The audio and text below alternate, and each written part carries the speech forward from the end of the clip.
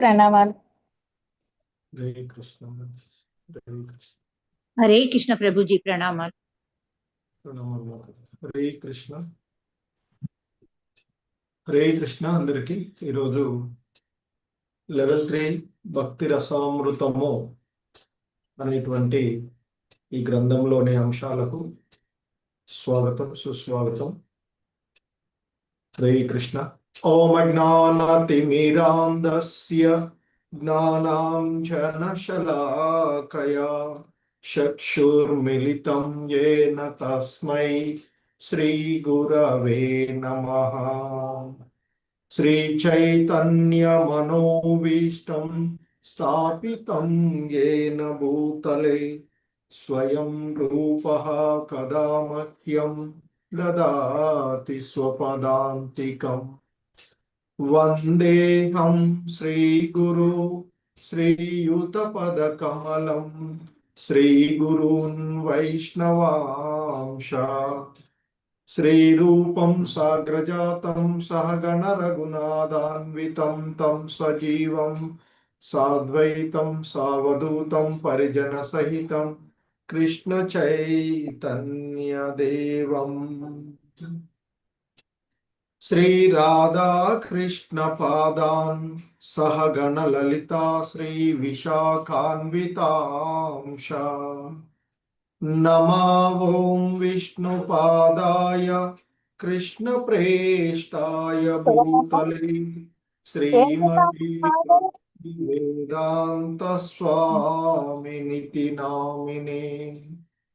నమస్తే సారస్వతే దేవే గౌరవాణి ప్రచారిణే నిర్విశేష శూన్యవాది పాశ్చాత్యదేశతారిణే.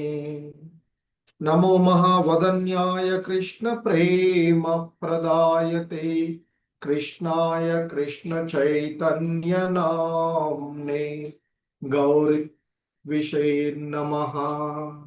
హే కృష్ణ కరుణా సింధు దీన బంధు జగత్పతే గోపేశ గోపికా కాంత రాధా కాంత నమోస్తుతే. తప్త కాంచన గౌరాంగీ రాధే వృందావనేశ్వరి వృషభానుసుతే దేవి ప్రణమామి హరి ప్రియే.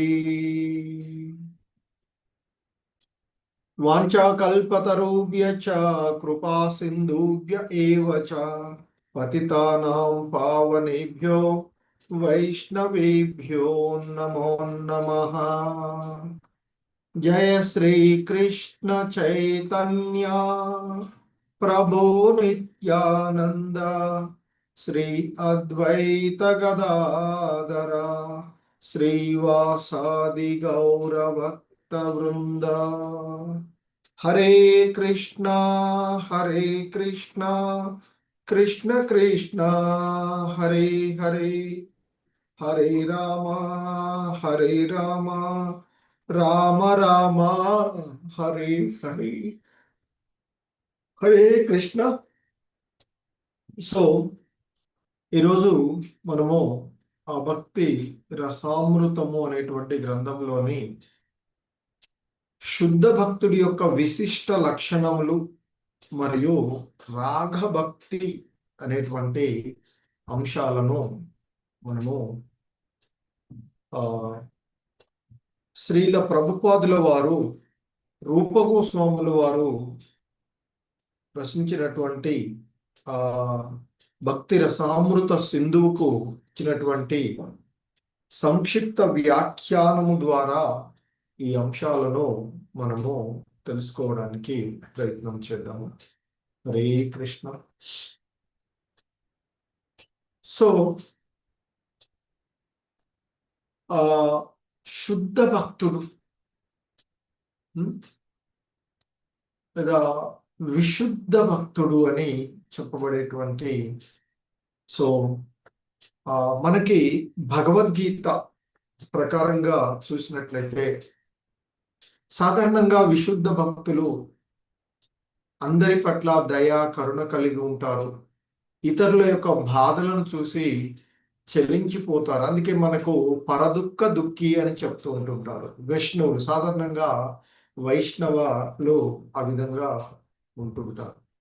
అలాగే ఆ విశుద్ధ భక్తులు సాధారణంగా ఎవరి పట్ల కూడా శత్రుత్వ భావం ఉండదు. అందరినీ కూడా సమానంగా చూస్తారు. ఎల్లప్పుడూ సత్యమునే పలుకుతూ సత్య మార్గంలోనే నడుస్తూ ఉండేటువంటి వారు. సమత్వము, సుఖదుఖాలకు, లాభ నష్టాలకు, మంచి చెడులకు అతీతంగా సమభావనలో ఉంటారు అని చెప్తుంటారు. అలాగే నిస్వార్థంతోనూ అనాసక్తతోనూ, అంటే భౌతికమైనటువంటి విషయాల ఎడ అనాసక్తతతో ఉంటారు. ఎలాంటి స్వార్థమైనటువంటి కోరికలు లేకుండా ఉండేవాడు. అంటే శాంతమైనటువంటి స్వభావాన్ని కలిగి ఉండి, అలాగే శారీరకంగా మానసికంగా ఎప్పుడూ కూడా శుభ్రంగాను పవిత్రంగాను ఉండేటువంటి వారు. అలాగే భగవంతునికి పూర్తిగా శరణాగతులై ఉంటారు అని చెప్తుంటారు. అందుకే వాసుదేవ పరాయణయ అంటూ చెప్తుంటారు విశుద్ధ భక్తులను. సో శుద్ధ భక్తి మాత్రమే చేస్తూ ఉంటారు, మరేది కూడా ఆలోచించకుండా ఉండేటువంటి ఈ భక్తులు. సో భౌతికమైనటువంటి కోరికలు ఏవి కూడా నాన్ మెటీరియల్ డిజైర్స్ తో ఉంటారు. భగవంతుడి సేవ తప్ప, అదే వాసుదేవ పరాయణయ, ఆయన తప్ప ఇంకా వేరే ఏది కూడా లేకుండా ఉండేటువంటి వాళ్ళు. అలాగే ఇంతకుముందు చెప్పినట్లు వినయంతో ఇతరులకు గౌరవం ఇస్తాడు, కానీ గౌరవాన్ని ఆశించడు. సో ఇక నిరంతరం కూడా స్థిరమైనటువంటి భక్తిలో ఎల్లప్పుడూ ఆ భగవంతుని ప్రేమతో కూడినటువంటి సేవలో నిమగ్నమవుతూ ఉంటారు. క్షణం కూడా భగవంతుణ్ణి మర్చిపోకుండా, అంటే మర్చిపోడు అని చెప్తుంటారు, మర్చిపోకుండా ఉంటారు. సో ఇవన్నీ కూడా మనకి సాధారణంగా మనకి భక్తి యోగము భగవద్గీతలో కూడా చెప్పబడినటువంటి అంశాలను మనము అక్కడ చూడవచ్చు. సో ఇక మనకి ఈ భక్తి రసామృతంలో శ్రీల ప్రభుపాదుల వారు సంక్షిప్త వ్యాఖ్యానంలో ఆయన ఈ విధంగా చెప్తూ ఉన్నారు మనకి. భక్తి సేవ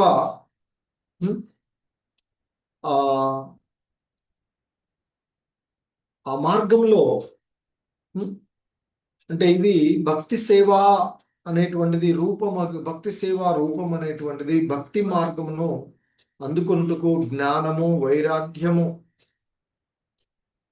అవసరమని కొంత విద్వాంసులు చెప్పినటువంటి విషయాన్ని ఇంతకుముందు అందుకని మనం అవన్నీ కూడా చెప్పుకున్నటువంటి. కానీ శ్రీ చైతన్య మహాప్రభువుల వారు చెప్తారు, ఆరంభంలో జ్ఞానము వైరాగ్యము సాధన చేయడం అనేటువంటిది కొంతవరకు అవసరమే అవుతూ ఉంటుంది. కానీ ఈ భక్తి సేవ మీద శుద్ధ భక్తి మాత్రమే, ఆ భక్తి సేవ మీద మక్కువ, వాంఛ, ఆసక్తి, ఆంఛ తప్ప ఇక దేని మీద కూడా ఆధారపడి లేకుండా తప్ప ఇంకేది కూడా భక్తికి అవసరం లేదు అని చెప్పబడేటువంటిది.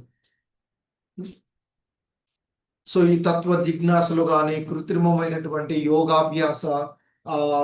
యోగాభ్యాస సాధనలు ఇవన్నీ కూడా భవబంధనాల నుండి ముక్తి సాధించడానికి తోడ్పడతాయి తప్ప మరి భక్తికి కాదు అని చెప్తారు. సో కాబట్టి మరి ఆ భక్తియుత సేవా మార్గంలో ఈ తత్వ జిజ్ఞాస కానీ కృత్రిమమైనటువంటి యోగాలు ఏవి కూడా తోడ్పడవు. ఆ భగవానుడికి ప్రేమతో భక్తియుక్త సేవ చేసేటువంటి ఆ విధానానికి అనుకూలమైనటువంటి పద్ధతుల్లో ఆ భగవంతుని శుద్ధ భక్తి మాత్రమే. అందుకే భగవద్గీతలోనే సాక్షాత్ కృష్ణ భగవానులు వారు చెప్తారు, భక్త్యా మామభి జానాతి యావాన్ యచ్చాస్మి తత్వతః. సో అంటూ కేవలము భక్తియుత సేవ విధానం చేతనే ఎవడైనా నన్ను అర్థం చేసుకోగలడు అంటూ చెప్తారు. అలాగే ఇంకా భగవద్గీతలోనే అర్జునుడితో శ్రీకృష్ణ భగవానులు వారు చెప్తారు, భక్తోసి మే సఖ చేతి రహస్యం హేత తదుత్తమం. అంటే నీవు నాకు భక్తుడవు కనుక ఈ రహస్యమైనటువంటి దివ్యమైనటువంటి జ్ఞానాన్ని నీకు నేను బోధిస్తూ ఉన్నాను. దీనిని అర్థం చేసుకున్న తర్వాత ఇంకేది మిగిలి ఉండదు అంటూ భగవంతుడు చెప్తూ ఉండేటువంటి. సో ఆ విధంగా ఆ విశుద్ధ భక్తులు, భక్తుల యొక్క విశిష్టమైనటువంటి లక్షణాల గురించి చెప్తూ, సో అలాగే ఇంకా మనకి శ్రీమద్ భాగవతంలో ఉన్నటువంటి విషయాలను కోట్ చేస్తూ చెప్తూ ఉన్నారు. సో సాక్షాత్తు భగవంతుడే ఉద్ధవుడితో అన్నటువంటి విషయాన్ని చెప్తున్నారు. శ్రద్ధతో నా సేవలో నిమగ్నులకు వారికి తత్వ జిజ్ఞాసయు కృత్రిమమగు వైరాగ్యమును ఉచితములు కావు. ఒక వ్యక్తి నాకు భక్తుడైన వెంటనే అప్రయత్నంగా ఐహిక భోగాలన్నింటినీ కూడా వర్ణించు వైరాగ్యం వలన కలుగు ఫలితాలను పొందజాలును అంటూ చెప్తున్నారు. సో అలాగే పరతత్వాన్ని అర్థం చేసుకునేటువంటి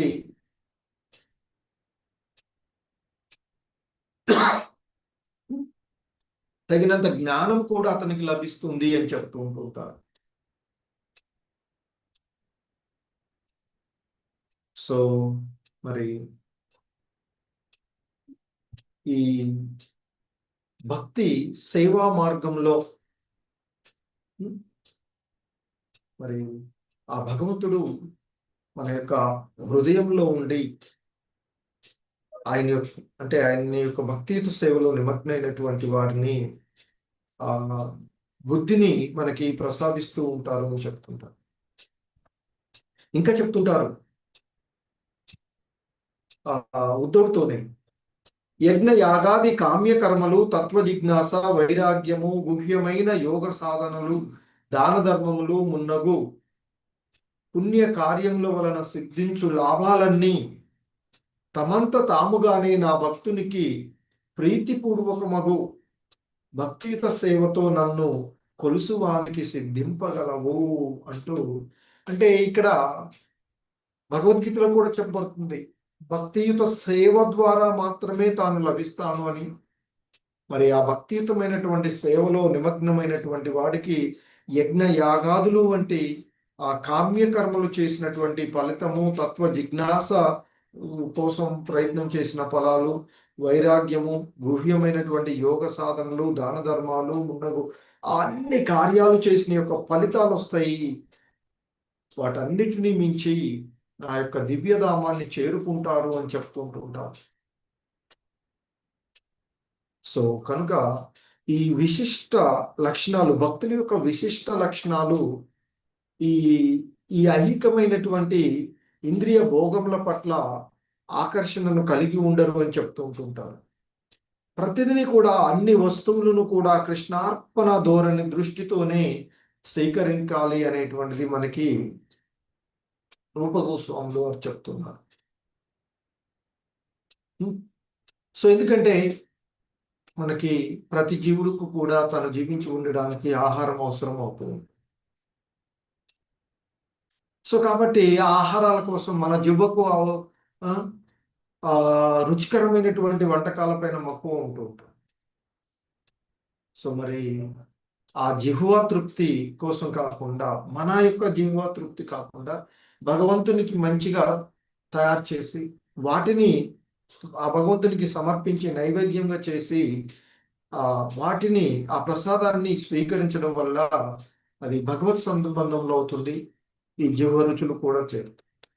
సో అది ఎటువంటి బంధనాన్ని కలిగించదు అని చెప్తారు.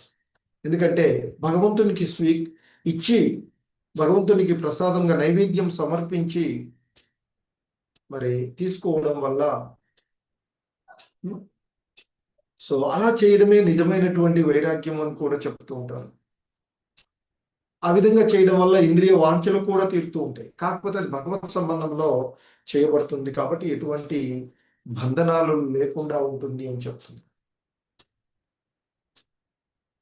అలాగే ఆ భగవంతుని యొక్క విశిష్ట భక్తులు భగవంతుని ఉపయోగపడే దేనిని కూడా వారు పరిహరింపరాదు అని చెప్తుంటారు. భగవంతుని సేవలో ఉపయోగపడేటువంటి ప్రతిదాన్ని కూడా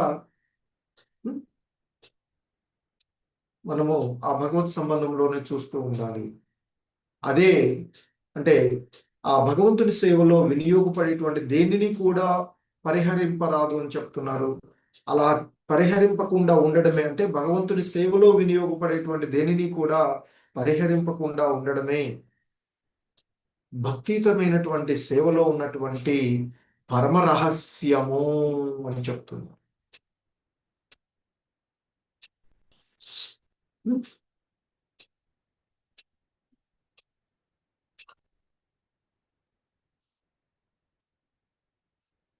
అలాగే కృష్ణ చైతన్యమును మరి ఆ భక్తియుత సేవను పెంపొందించుకోవడానికి ఉపయోగపడి దేనినైనా మనము తప్పక అంగీకరించాలి అని చెప్పబడుతూ ఉన్నటువంటి అంశం. సో ఆ భగవత్ సేవలో ఉపయోగపడేటువంటి దేనినైనా సో మనం ఖచ్చితంగా మనకి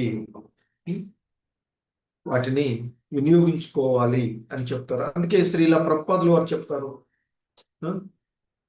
మనం ప్రస్తుతము కృష్ణ చైతన్యంలో ప్రచారంలో టైప్ మిషన్లు కానీ డిక్టేటింగ్ మిషన్లు కానివ్వండి, టేప్ రికార్డర్లు, మైక్రోఫోన్లు, విమానాలు, మున్నగు యంత్రాలను వాడుతుంది. సో మరి కొంతమంది అంటారు ఇవన్నీ ఎందుకు, వాళ్ళ భక్తి ఉన్నటువంటి, కానీ ఆ భక్తిని ప్రచారం చేయడానికి అవసరమైనటువంటి వాటిని దేన్నైనా వాడుకోవచ్చు అనేటువంటిది ఇక్కడ చెప్పబడుతూ ఉన్నటువంటిది. అంతేగాని ఆ విశుద్ధ భక్తులు, శుద్ధ భక్తుడు అనేటువంటి వాడు ఆస్తులను సంపాదించడము, ఎక్కువ మంది శిష్యులను సంపాదించడము మున్నగు వాటిపైన ఆసక్తితో ఉండొద్దు అని చెప్తారు. మరి అటువంటి వాటిపైన ఆసక్తితో ఉన్నట్లయితే ఆధ్యాత్మిక ఆచార్యుని విస్మరించినట్లు అవుతూ ఉంటుంది. సో కనుక ఒక ప్రామాణికుడైనటువంటి ఆధ్యాత్మిక ఆచార్యుడు ఎన్నడూ కూడా అలా విస్మరించడు. సో అలా శుద్ధ భక్తిలో నిమగ్నమైనటువంటి వారినే ఆచార్యులుగా స్వీకరించి వారి యొక్క మార్గదర్శకంలో భక్తియుత సేవలో నిమగ్నం అవ్వాలి అని చెప్తుంటుంటారు. మరి కృష్ణ చైతన్యంలో నిమగ్నమయ్యేటువంటి వ్యక్తి సహజంగానే మరి పవిత్రుడవుతాడు అని, కానీ మరి ఆ మనోవాక్కులను పవిత్రం చేసుకోవడానికి వేరే విధంగా ఏమీ చేయాల్సిన ఆ భగవన్నామ స్మరణలో నిమగ్నం అవడం ద్వారా, సో ఎందుకంటే ఆ భగవంతుని యొక్క కృప ద్వారా భగవంతునికి ఎన్నెన్నో జన్మలలో చేసినటువంటి సేవల ద్వారానే ఒక మనిషి యొక్క జిహ్వ పైన ఆ మహామంత్రం భగవంతుని యొక్క నామము నిలుస్తూ ఉంటుంది అని చెప్తారు. వాళ్ళు మాత్రమే ఆ నామాన్ని పలుకగలుగుతూ ఉంటారు అని చెప్తుంటుంటారు. సో కనుక భక్తుడు ఆ యొక్క విశిష్ట లక్షణం అంటే ఎలా ఉండాలి అంటే, భక్తుడు ఎప్పుడు కూడా కృష్ణ చైతన్యం తప్ప మరి ఎట్టి సాధనకు పూనుకొన్న అవసరం లేదు అని చెప్తుంటారు. సో ఆ విధంగా భక్తులు ఇక్కడ ఆ స్కంద పురాణంలో ఉన్నటువంటి ఒక అంశాన్ని మనకి ఇక్కడ గుర్తు చేస్తూ ఉన్నారు. ఎందుకంటే ఒక వేటగాడు క్రూరంగా ఆ జంతువులను వేటాడి, ఆ వేటాడడం కూడా ఎట్లా అంటే అతడు వాటిని పూర్తిగా చంపడట, కొన ఊపిరితో వదిలేసి అవి గిలగిల కొట్టుకుంటూ చనిపోతుంటే ఆ విధమైనటువంటి ఆ భావాన్ని అతడు ఇచ్చేస్తారని చెప్తుంటాడు. సో అటువంటి ఆ వేటగాడు మరి నారద ముని యొక్క ఉపదేశాలు, ఒక ఆధ్యాత్మిక గురువు, ఒక ఉత్తమమైనటువంటి గురువు యొక్క ఆదేశాలతో మహాభక్తుడిగా మారిపోయినటువంటి సో ఎందుకంటే ఆయన ఆ ఆ విధంగా క్రూరంగా జంతువులను వేటాడి చంపుతూ ఉన్నటువంటి సందర్భంలో అతడు అడిగితే, ఇవన్నీ మరి దేనికోసం చేస్తున్నావు అంటే, నా కుటుంబాన్ని ఇవన్నీ పోషించుకోవడానికి ఇవన్నీ చేస్తున్నానంటే, మరి వీటన్ని చంపుతుంటే నీకు పాపం వస్తుంది కదా, నీ పాపంలో మరి కుటుంబం అంటున్నావు, వారంతా భాగం తీసుకుంటారా అని వెళ్ళి అడిగితే భార్య కానీ పిల్లలు కానీ మాకేంటి అవసరం, మమ్మల్ని పోషించాలి కనుక నువ్వు చేస్తూ ఉన్నావు అనే భావంతో చెప్తే, సో తిరిగి వచ్చి ఆ నారదుడి యొక్క ఉపదేశాలతో మహాభక్తుడిగా మారిపోయారని చెప్తారు. ఎలా అంటే అతడు ఒకసారి ఆయన నారదుడు అటువైపు వస్తూ ఉంటే, చూడడానికి వస్తూ ఉంటే తీసుకొస్తాడు, ఇంకొక మునిని కూడా తీసుకొని వస్తాడు. ఇట్లా వేటగాడు ఇట్లా భక్తుడిగా మారాడు, మహాభక్తుడిగా మారాడు చూద్దురా అంటే తీసుకొస్తూ వస్తుంటే మొదట ఆయన కొంత వెనకకు వెళ్తాడట. వెనక్కి వెళ్తుంటే ఏంది గురువు వస్తుంటే గురువుని దగ్గరగా స్వాగతం చేయాలని అంటే, ఇదేనా నువ్వు వేటగాడు మారింది అని చెప్పినావు అని అంటే, మళ్ళీ అక్కడికి వస్తే ఆయన వెనక్కి వచ్చేసి ఒక గుడ్డ తీసుకొచ్చేసి దారిలో ఉన్నటువంటి చీమలన్నింటినీ ఇట్లా పక్కకి పరిచేసి సాష్టాంగ నమస్కారం చేశాను. అంటే అట్లా చీమకు కూడా హాని కలిగింపనటువంటి ప్రవృత్తి ఆ భక్తిలో కలుగుతుంటుంది అని చెప్తుంటాడు. సో ఎంతో మంది విశుద్ధ భక్తులు మనకి చూస్తాము. శబరిమాత ఆమె వాస్తవానికి ఒక గిరిజన ప్రాంతంలో ఉన్నటువంటి బాలికగా తను ఉన్నటువంటి రోజులలో చిన్నప్పుడు వాళ్ళ నాన్నగారు కొన్ని మేకలను తీసుకొస్తే వాటితో కలిసి ఎంతో ఆనందిస్తూ జీవితం గడిపేదట. అయితే కొంతకాలం తర్వాత ఒకరోజు వాళ్ళ ఇంట్లో వాళ్ళు అనుకుంటూ ఉంటారట ఆమెకు పెళ్లి చేయాలి అని. ఆ పెళ్లి చేస్తూ ఉన్నటువంటి సందర్భంలో ఈ మేకలు ఇక ఉండవు కదా అని అనుకుంటుంటే విని తండ్రిని అడుగుతుందట, నా పెళ్లి చేస్తే ఈ మేకలు ఉండకపోవడం ఏంటి అని అంటే, నీ పెళ్లికి చేసిన తర్వాత అందరికి విందు భోజనాలకి మేకలను బలించి కోసేసి ఆహారంగా పెట్టాలి కదా అని అంటే ఆలోచించి ఒక రాత్రి ఇంట్లో నుంచి పరారవుతుందట. అడవిలోకి బాగా దూరంగా వెళ్ళిపోతూ ఉంటుంది. వెళ్ళిపోయి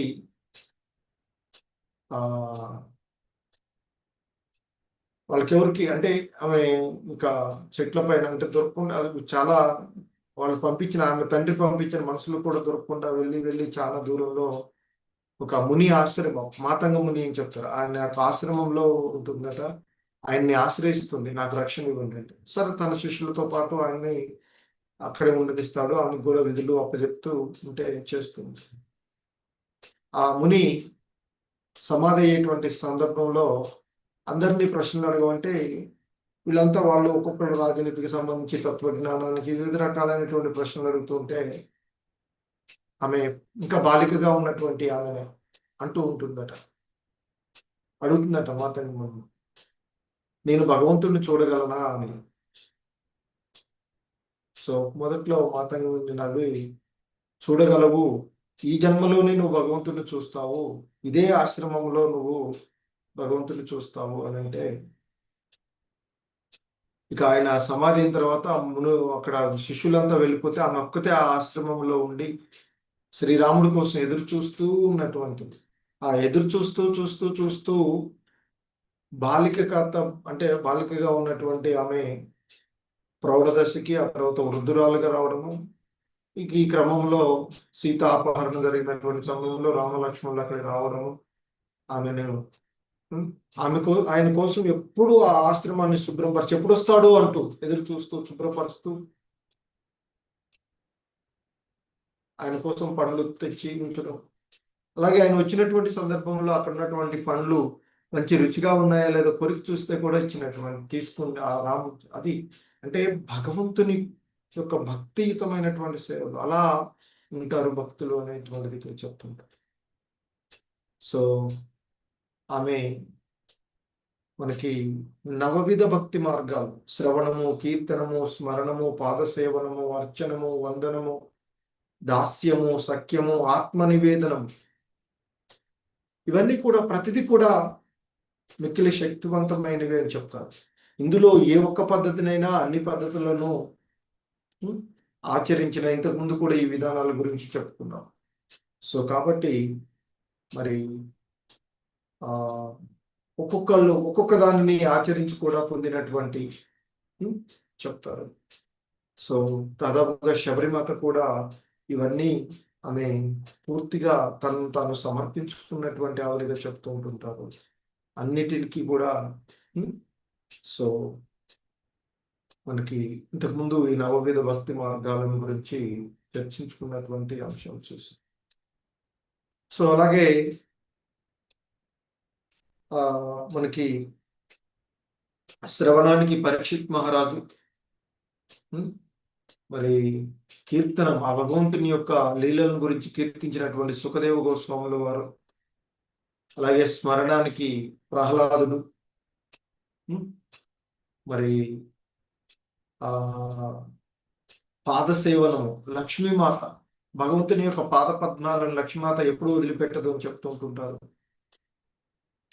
అలాగే ఇక అర్చనం చేయడంలో, ఆలయాల్లో అర్చనం చేయడానికి పృథు మహారాజు, వందనాలు అర్పించడంలో అక్రూరుడు, దాస్య సేవలో హనుమంతుడు. సో ఇంతకుముందు చెప్పుకున్నట్లుగా శ్రీరామచంద్రుడికి దాస్య సేవ, కృష్ణుడికి మిత్రుడుగా సఖ్యంలో అర్జునుడు, ఇక తన సర్వస్వాన్ని, ఎందుకంటే బలిచక్రవర్తి ఎంతటి విశుద్ధ భక్తుడు అంటే ఈ ప్రహ్లాదుడి యొక్క వంశంలో వచ్చినటువంటి వాడు, ప్రహ్లాదుడి యొక్క మనవడు అవుతారు అని చెప్తుంటారు కదా. ఓకే, సో ఆయన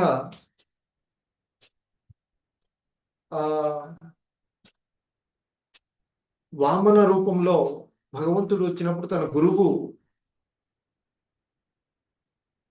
చెప్తాడు, వచ్చినటువంటి వాడు నువ్వేందో దాన ధర్మం 3 అడుగులు నేలెత్తా అంటున్నావు, వచ్చినటువంటి వాడు మహావిష్ణువు, ఏదో ఉద్దేశంతో వచ్చాడు, నీ మొత్తాన్ని ఇది కాదు చేస్తాడు అటువంటి.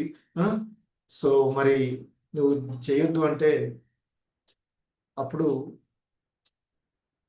ఆ బలిచక్రవర్తి అంటాడు,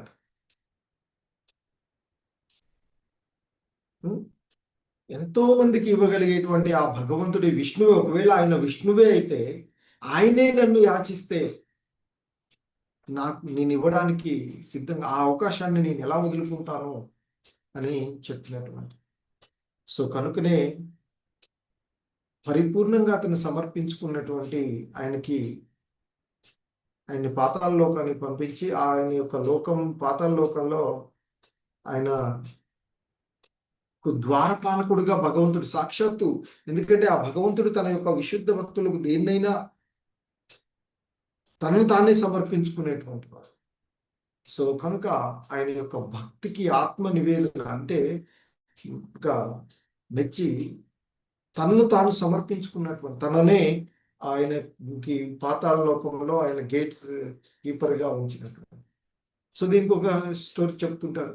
ఒకసారి ఆ విధంగా ఆ వైకుంఠంలో లక్ష్మీమాత దిగులుగా కూర్చొని ఉంటుందట. ఎందుకంటే తన భక్తుడికి మాట ఇచ్చిన ప్రకారంగా అక్కడ ఆయన ద్వారపాలకుడిగా ఉంటాడట విష్ణు భగవాన్. సో ఆయన కనపడపోతే ఇలాగ లక్ష్మీమాత దిగులుగు పడుతూ ఉంటుంది. అటువైపు నారదుడు వచ్చినప్పుడు ఆమెను చూసి, మాత మీరు ఏంది దిగులుగా ఉన్నారు, ఎందుకు అని అంటే, స్వామి కనిపించట్లేదు అని. ఇంతేనా మీ దిగులు కారణం? నన్ను అడిగితే నేను చెప్తాను కదా, స్వామి పాతాళ లోకంలో తన భక్తుడైనటువంటి ఆ బలిచక్రవర్తికి అక్కడ తన లోకంలో ద్వారపాలకుడుగా ఉన్నారు అని చెప్తారు. సో అప్పుడు ఆమె అక్కడికి వెళ్తుందట, వెళ్ళి ఆయన తీసుకురావడానికి. అంటే బలి చక్రవర్తి ఆయన ఆ సరే ఈమె వెళ్ళినటువంటి సందర్భంలో బలి చక్రవర్తి దగ్గరికి దాన ధర్మాలకు వచ్చినటువంటి వాళ్ళు వస్తూ ఉంటుంటే ఆమె తన వచ్చిన వాళ్ళందరినీ ముందుకు పంపించి తన వెనక్కి పోతూ ఉందట. పోతూ ఉంటే చివరికి ఇక ఆమె వంతు రాగానే, అమ్మ మీరు భూదేవంత ఓర్పుతో ఉన్నారు, ఎవరు మాత మీరు, ఏం కావాలి మీకంటే, కోరుకోండి మీరు ఏం అడిగినా ఇస్తానంటే, మాట తప్పక ఇస్తావు కదా అంటే, ఇస్తాను అంటే, మాట తప్పవు కదా అంటే తప్పను అని చెప్తారట.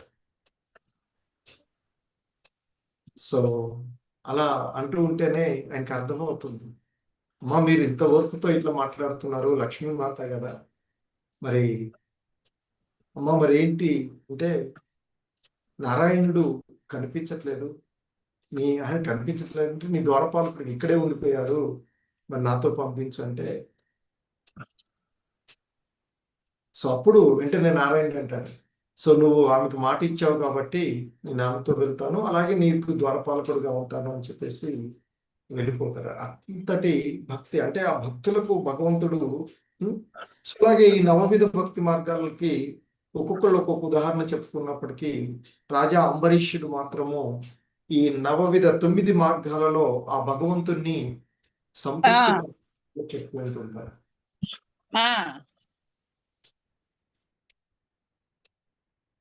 హరే కృష్ణ. సో ఆ విధంగా భక్తులు ఎప్పుడు కూడా ఆ భగవంతుని ధ్యాస తప్ప మరి దేనిని గురించి ఆలోచించరు అనేటువంటి విశుద్ధ యొక్క భక్తుల యొక్క లక్షణాలను సో వారు ఎప్పుడు కూడా ఆ షడ్గుణ ఐశ్వర్యపూర్ణుడైనటువంటి ఆ భగవంతుని సేవించడం తప్ప ఇంకేది కూడా వారు వాంఛించరు విశుద్ధ భక్తులు.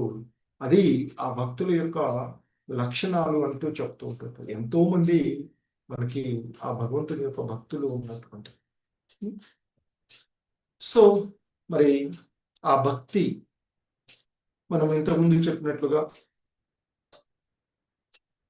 వైదీ భక్తి, సో అంటే అంటే సాధారణంగా సాధన భక్తి అని చెప్తాము. భక్తి రకాల్లో సాధనా భక్తి, భావభక్తి, ప్రేమ భక్తి. మరి ఈ సాధన భక్తి తిరిగి మళ్ళీ 2 రకాలుగా చెప్పబడుతుంది. ఇంతకుముందు చూసాం మనము వైదీ భక్తి, రాగానుగ భక్తి, రాగభక్తి. సో వైదీ భక్తి అనేటువంటిది ఏంటంటే ఒక ఆచార్యుడు చెప్పినాడని లేదా శాస్త్రాల్లో ఉన్నటువంటిది అలా చేస్తూ పోతూ ఉన్నటువంటి సందర్భాలలో ఆ అంటే ఆ భక్తి పైన ఆసక్తి కలిగి చేసేటువంటిది ఏదైతే ఉందో దానిని మనము రాగానుగా భక్తిగా చెప్తుంటాం. అటువంటి ఆ రాగభక్తి గురించి మనము ఈరోజు మళ్ళీ భక్తుల యొక్క లక్షణం తర్వాత రాగ భక్తి అనేటువంటి అంశాన్ని చూస్తూ ఉన్నట్లయితే, ఎందుకంటే ఈ రాగభక్తి అనేటువంటిది మనకి రాగభక్తి, భావభక్తి, ప్రేమ భక్తి కూడా ఇవి సాధారణంగా మనము ఆ శ్రీకృష్ణుని ప్రత్యక్ష సహచరులలో ఆయనతో ఉండేటువంటి ఆయన యొక్క సహచరులలో ముఖ్యంగా ఆ బృందావనం గోపికలు, గోపాలు అక్కడ ఉండేటువంటి వారిలో ఎక్కువగా ఇది చూస్తాము అని చెప్తుంటుంటారు. ఎందుకంటే ఆ బృందావన వాసుల్లో ఆ కృష్ణ భగవానుల పట్ల సహజమైనటువంటి ప్రేమ, సహజ సిద్ధమైనటువంటి ప్రేమ. ఎందుకంటే మనము ఈ దామోదర మాసం గురించి చూస్తాం. యశోదమాత ఆయన్ని దేవాది దేవుడైనప్పటికీ కూడా ఆయన యొక్క బాలులాగా, చిన్న పిల్లోళ్ళగా, ఆయనకి ఏదైనా అయితే కూడా ఎంతో ఆతృతతో చేస్తూ చూసి సహజమైనటువంటి ప్రేమతో చేసేటువంటి ఆ భగవంతుని పట్ల సహజమైనటువంటి ప్రేమను తన యొక్క స్నేహితుడు అక్కడ ఉన్నటువంటి ఆ గోపికలు, గోపబాలురు వాళ్ళంతా కూడా ఆయన యొక్క స్నేహితుడు గాను, ఒక గోపాలుడు గాను చూస్తూ సో అలా ప్రేమతో వర్తించేటువంటి విధానమే రాగాత్మక భక్తి అని చెప్తుంటారు. ఎందుకంటే వారికి ఎటువంటి శిక్షణ అవసరం లేదు ఈ భక్తియుతమైనటువంటి దాంట్లో. సహజ సిద్ధంగానే ఈ నియమ నిష్ఠాలు కానీ ఇవన్నీ కూడా ఏమి అవసరం లేదు. సహజ సిద్ధంగానే వారు ఆ భగవంతుని ఎడ ప్రేమతో ఉంటారు. ఎందుకంటే అక్కడ ఉన్నటువంటి వాళ్ళంతా కూడా ఆ భగవంతుడితో కలిసి ఆ బృందావన వాసులు కలిసి ఆడుకోవడము, కలిసి మేపడము, కలిసి తిరగడము.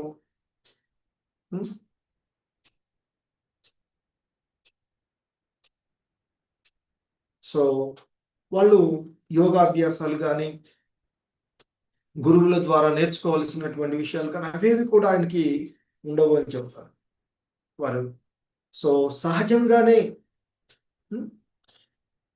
వారు, ఎందుకంటే వారంతకు ముందు అనేక జన్మలలో చేసినటువంటి పుణ్య ఫలాల ఫలితంగానే వారికి ఆ భగవంతుని సాంగత్వంలో కలిసి ఉండేటువంటి అవకాశం లభిస్తుంది. సో కాబట్టి మళ్ళీ వారికి వేరేటువంటి శిక్షణ కానీ యోగాలు కానీ ఇవేవి కూడా అవసరం లేకుండానే సహజంగానే వారు ఆ భగవంతుని ఎడ సహజమైనటువంటి ఆకర్షణతో నిరంతరము ఆ భగవంతుని గురించినటువంటి ఆలోచనలోనే మునుగు తేలుతూ ఆ భగవంతుని పట్ల గాఢమైనటువంటి అనురాగాన్ని కలిగి ఉంటారు. అటువంటి ఆ విధానమే రాగాత్మక భక్తి అని మనకి రూపగోస్వాములు వారు నిర్వచనించినటువంటి విషయాన్ని చెప్తున్నారు. వారిది సహజ సిద్ధమైనటువంటి, సహజంగా ఎటువంటి కృత్రిమమైనటువంటి ఇది లేకుండా, సో సహజ సిద్ధమైనటువంటి అనురాగంతో చేసేటువంటి భక్తి. మరి ఈ రాగభక్తి రెండు విధాలుగా ఉంటుంది అని చెప్తారు. ఒకటి కామరూపంతో ఉండేటువంటిది, రెండవది సంబంధ రూపం.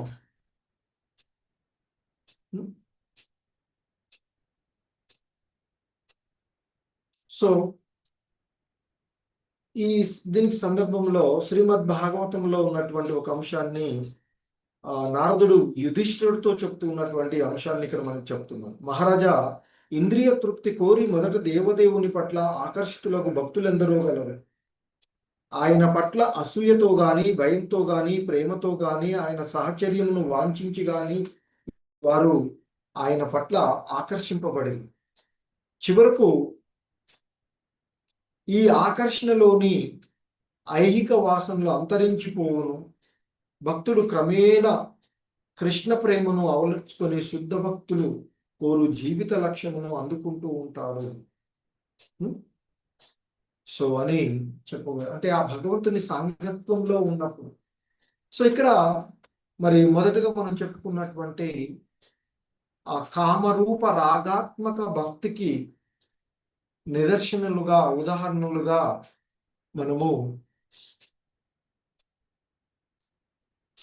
ఆ గోపికలను చెప్తూ ఉంటుంటారు మనకి.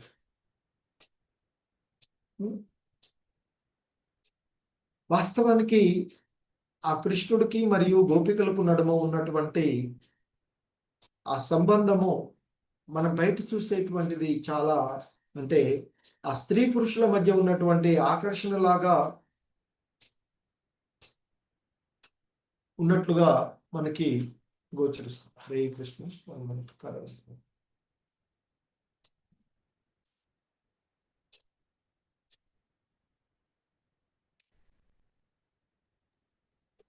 కరెంట్ పోయిందా ప్రభుజీ? ఎస్ మాతాజీ, 1 minute.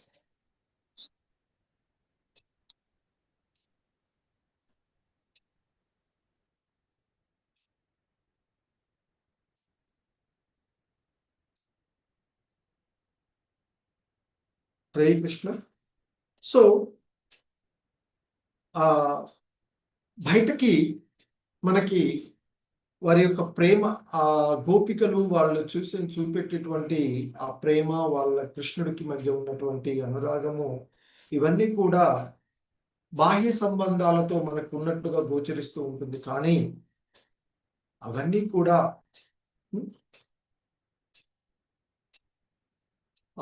దివ్యమైనటువంటి అనుభూతితో ఉన్నటువంటి సంబంధాలు. అలాగే కంసుడు భయంతో శ్రీకృష్ణుడు వంక కృష్ణుడి ఎడ ఆకర్షింపబడేటువంటి, ఎందుకంటే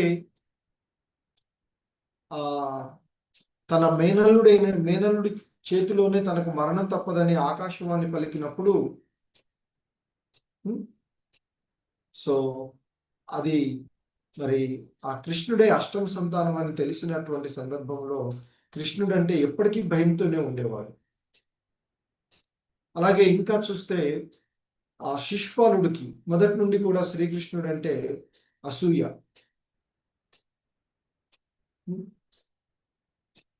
మరి ఎందుకంటే వాస్తవానికి ఆ శిశుపాలుడు కూడా కృష్ణుడి యొక్క మేనత్త యొక్క కుమారులలో ఒకటిగానే చెప్తూ ఉంటారు. ఎందుకంటే ఆ యదుమహారాజు వంశీయులైనటువంటి యాదవులకు వేరు వేరు వరుసల్లో కృష్ణుడు వారికి బంధువు అవడం చేత వారు ఆత్మీయునిగానే నిరంతరము భావించుతుండేటువంటి వారు.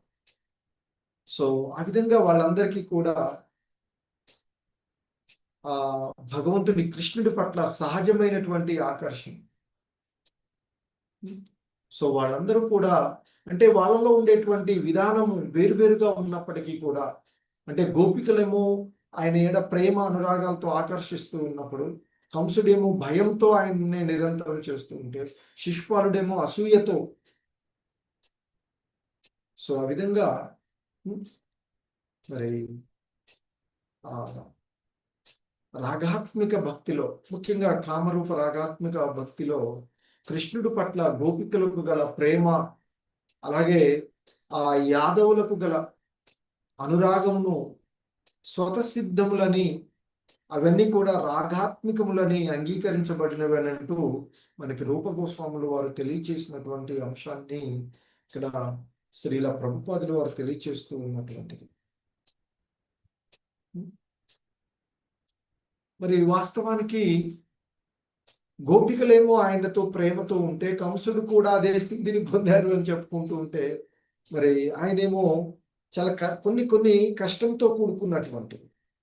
కాకపోతే ఆ భగవంతుని, అలాగే కంసుడు భీష్ముడు కూడా ఆ భగవంతునికి ఎంతో విశుద్ధమైనటువంటి భక్తుడు. అయినా పాండవులకు వ్యతిరేకంగా కృష్ణుడు, అంటే ఆయన్ని ఇంకా చెప్తారు మనకి ఆచార్యులు చెప్తూ ఉన్నటువంటి అసలు ఉద్దేశం ఏంటి అంటే, ఎందుకు మరి అధర్మం వైపు యుద్ధం చేశాడంటే, భీష్ముడికి ఒక కోరికట, కృష్ణుడితో యుద్ధం చేయాలి, ఆ భగవంతునిలో ఉండేటువంటి ఆ తత్వాన్ని చూడాలి అనేటువంటి కోరిక.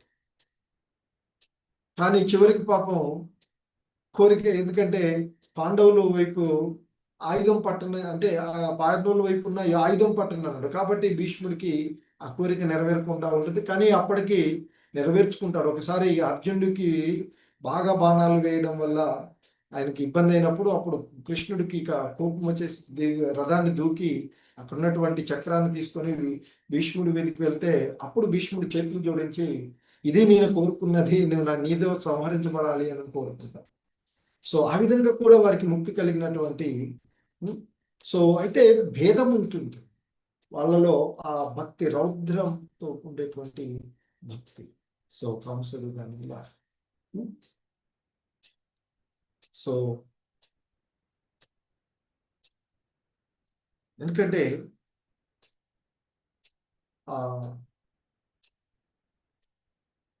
వారికి ఆ భగవంతుడిపై ఉన్నటువంటి అనుబంధం, ఆ రాగము వలన వారు ఆ భగవంతుణ్ణి ఆ విధంగా సేవిస్తూ ఉండేటువంటి వారు చెప్తారు. అలాగే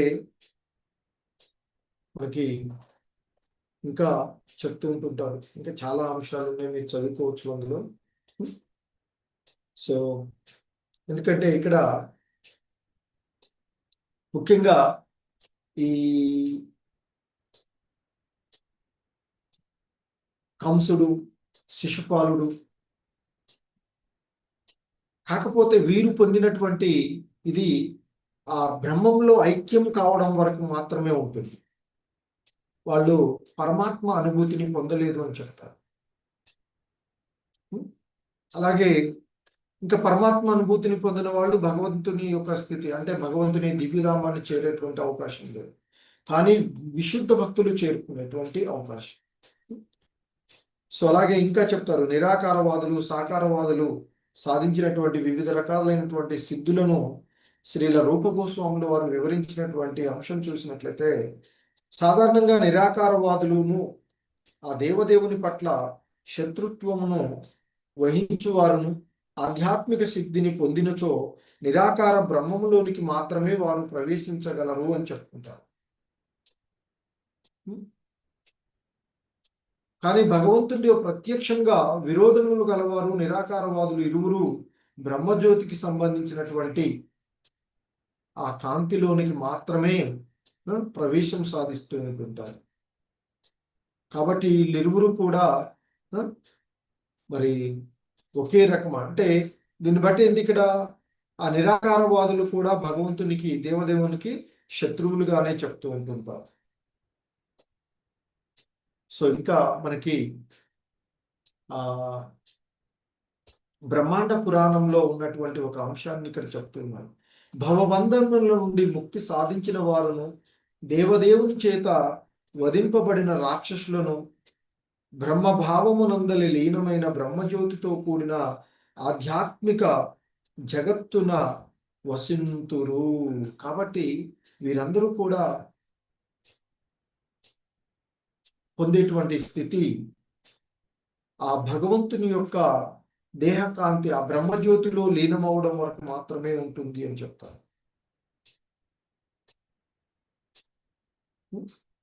సో మరి ఎందుకంటే ఆధ్యాత్మిక జగత్తు ఈ భౌతిక జగత్తుకు ఎంతో దూరంలో ఉండేటువంటిది.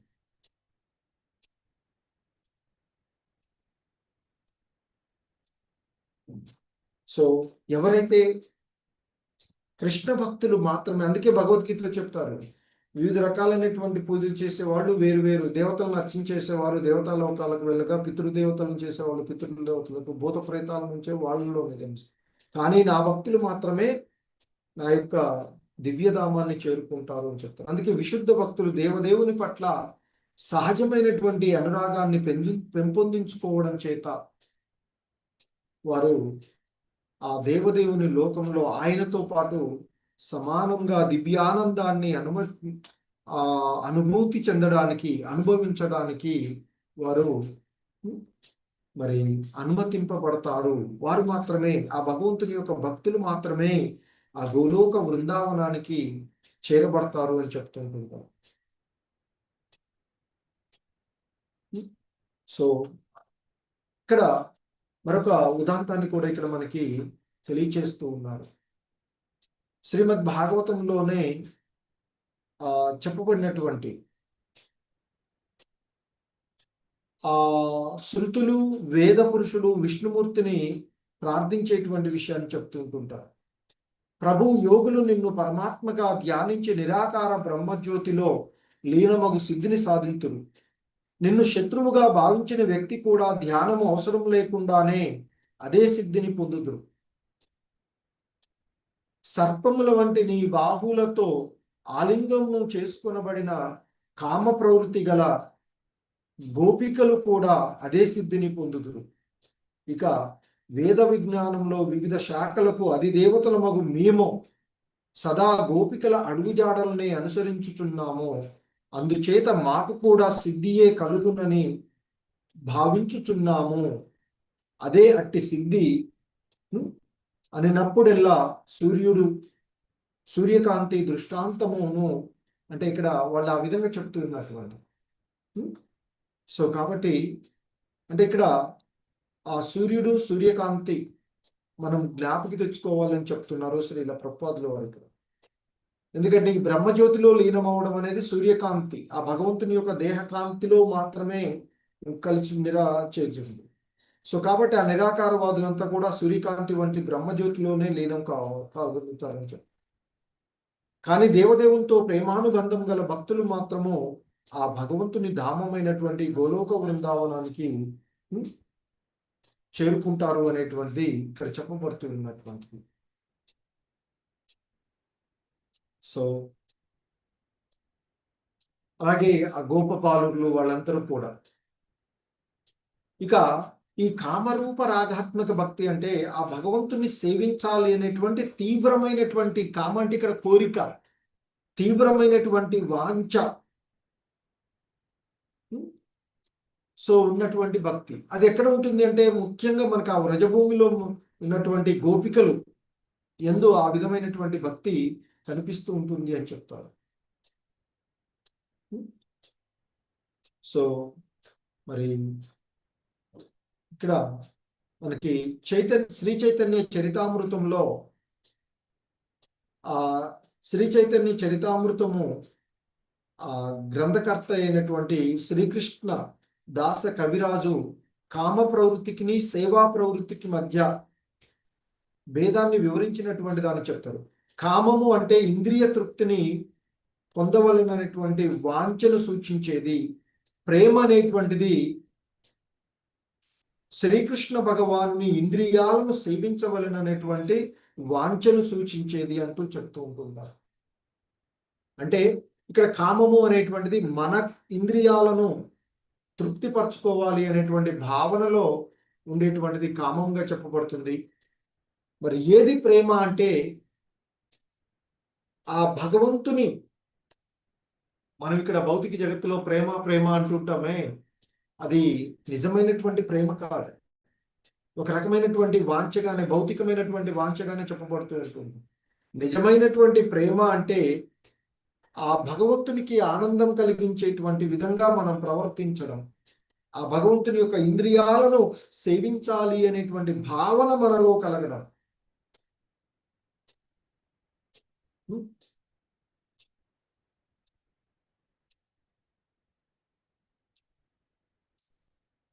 సో కనుక ఈ భౌతిక జగత్తులో ప్రేయసి ప్రేమికుడు మధ్య అక్కడ ఉండేటువంటి ప్రేయసి ప్రియుల మధ్య ఉండేటువంటిది పరస్పర ఇంద్రియ వాంఛను, ఇంద్రియాల ఆనందాన్ని కలిగింపమని కోరుకునేటువంటిది.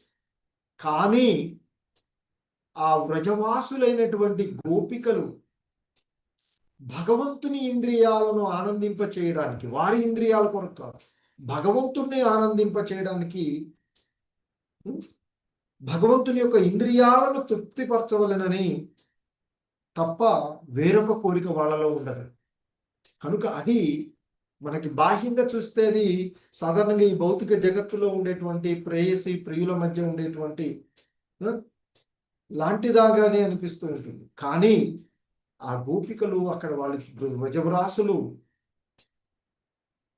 భగవంతుణ్ణి ఆనందింప చేయడానికి, భగవంతుని యొక్క ఇంద్రియాలను ఆనందింప చేయడానికి చేసినటువంటి.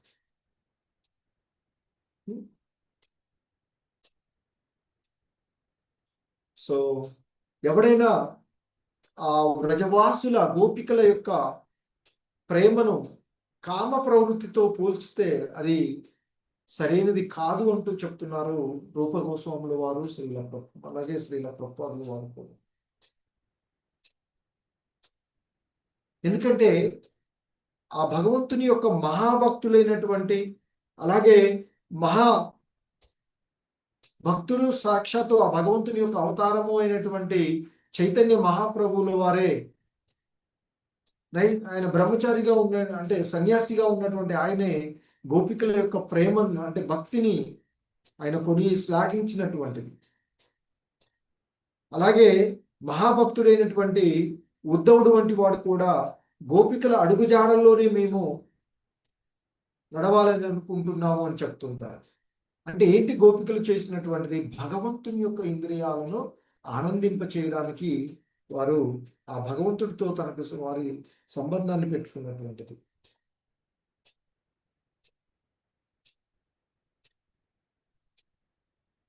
అలాగే ఆ మధురలో కుబ్జ, ఒక భూని ఉన్నటువంటి స్త్రీ, ఆమె శ్రీకృష్ణుని ఎంతో ప్రేమతో ఆరాధిస్తూ ఉంటుంది.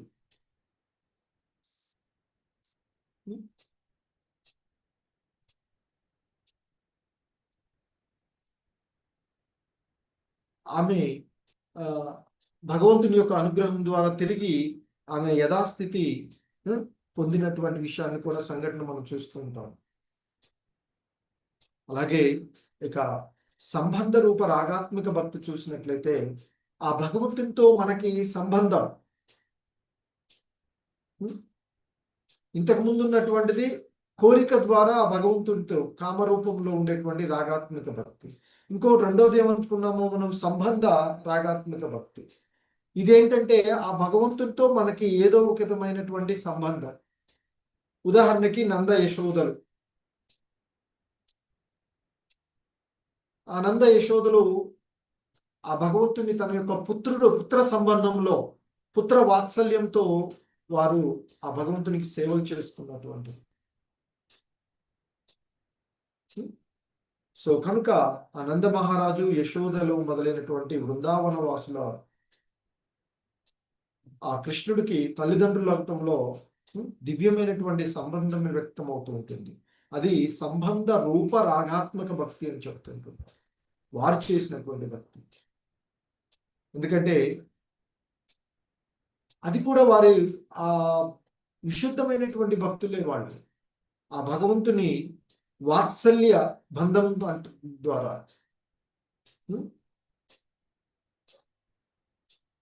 అలాగే ఆ వృష్ణి వంశీయులు ఒక రకంగా యదువంశీయులే. ఆ ద్వారకలో శ్రీకృష్ణుని బంధువులుగా ఉన్నటువంటి వాళ్ళు కూడా వారు సహజంగానే ఆ భగవంతుని యొక్క రాగాత్మకమైనటువంటి భక్తులు. సో ఆ ద్వారకలో ఉన్నటువంటి వృష్ణి వంశీయులు, అలాగే వృందావనంలో వాసులైనటువంటి వారందరిలో కనిపించేటువంటి ఆ భక్తి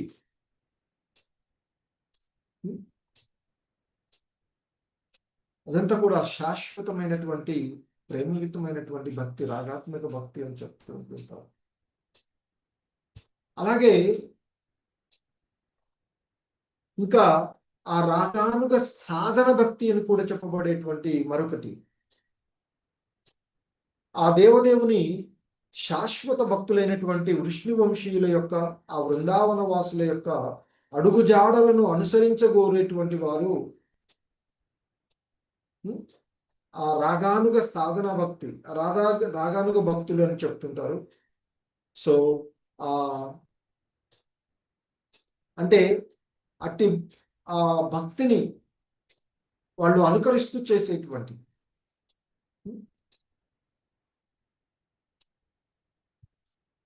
సో వాస్తవానికి ఆనంద యశోదలు ఉన్నారనుకోండి, వాళ్ళేంటి సహజంగానే సహజమైనటువంటి ప్రవృత్తి ద్వారానే వారు తన పుత్ర వాత్సల్యంతో భక్తి చేస్తుంది. ఇక మిగిలిన వాళ్ళు అలా వాళ్ళ యొక్క పుత్రులాగా అనుకుంటూ చేసేటువంటి విషయాన్ని కూడా మనం చూస్తూ ఉంటాము ఆ వ్రజవాసులలో.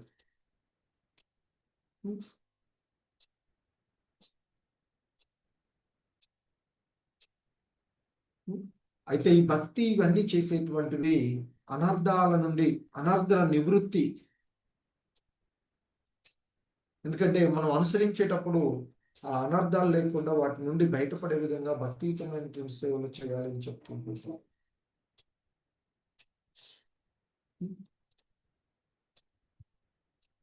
సో ఈ విధంగా ఈ భక్తియుతమైనటువంటి సేవలో ఇంకా మనకి సంబంధ రూప రాగాత్మక భక్తి, రాగానుగ సాధనా భక్తి, అలాగే కామరూప రాగానుగ భక్తి,